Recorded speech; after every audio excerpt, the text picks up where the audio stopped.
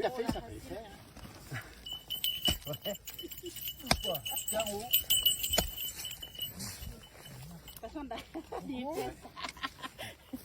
Le ramassage de la gentiane avec la fourche du diable, Joël. C'est comme ça qu'on appelle la fourche du C'est diable. exactement ça. Ça se trouve où ça? Parce que C'est de la fabrication un peu artisanale. Hein. oui. Parce que moi, je sais même pas si on en trouve dans le commerce. Ah oui. Je pense que si, mais ça, c'est des fabriques artisanales. Et alors, c'est quoi la particularité justement de cette fourche du diable? C'est Des quoi? grandes dents. Les grandes dents, des bons pieds pour pouvoir l'enfoncer. Et puis Et un elle long manche. est incassable. Celle-là, ouais, c'est sûr qu'elle est incassable. Et là, on a trouvé, là, regardez, on a trouvé de la gentiane ici.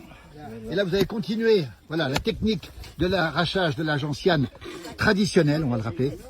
Dis donc, ah, ils sont costauds. Hein. Et quand on monte dessus, ça fait quel poids dessus, Joël, quand vous montez dessus? Ah ben là, il y a 200 kilos du coup. À deux. Tous les deux, en gros, il y aura Regardez, bien un regardez la gentiane, l'arrachage, quel travail, quel labeur. On va y redonner Ouais, un on y coup. remet un coup là. Voilà, comme ils disent, on va y redonner un coup Allez, vas-y. dans l'alpage de Courchevel à Beauzelle, pour être précis ici. Regardez, tout le monde est heureux ici. Une belle racine, dis donc ça. On va toujours pas où il faut aussi. Toujours, ça va à quelle profondeur à peu près? Là, on a à peu près à 25. À 25, oui. Et ça transpire, regardez, il faut monter dessus.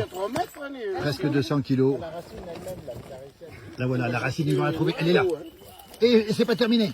Ah ben là, pour l'instant, elle n'est pas dehors. Non, non. Regardez un petit peu. Ouais, on va la couper là. Le trou qu'on creuse. Ils peuvent la couper, voilà. Regardez un petit peu, dis donc, Yves. Quand on a une gentiane comme ça, c'est comme un gros champignon, c'est comme un bolet. Tout à fait. Mais le bolet, c'est quand même meilleur. Le bolet, c'est comme... Et ça se mange pas comme ça, hein, regardez. Ah, elle est belle, hein. Elle est belle, celle-ci. Alors, plus elle est grosse, Voilà. plus elle a de goût, c'est ça? Ouais, exactement. Plus ça fait de la... Plus elle est puissante.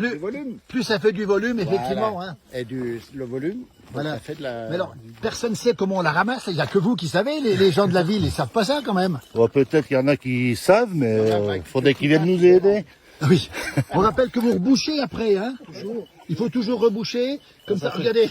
Mais dis donc, on connaissait les chiens truffiers, mais on connaît pas les chiens de gentiane, regardez. Qu'est-ce qu'il fait lui là? Ça c'est extraordinaire.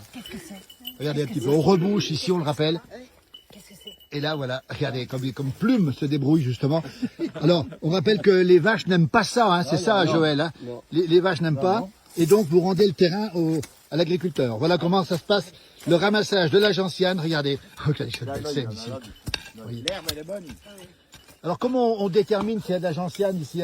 Il faut qu'il y ait une partie supérieure. Comment ça se passe? Regardez le faire.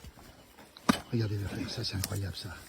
Comment on sait, Christian, qu'il y a de la gentiane? Comment on le sait?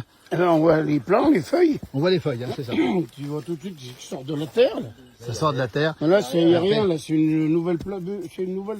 C'est une nouvelle, Christian, il ne fallait pas creuser à cet endroit-là. Donc il y a le travail du ramassage de la gentiane depuis l'alpage de Courchevel et les Valtoutou, ça y est, c'est reposé.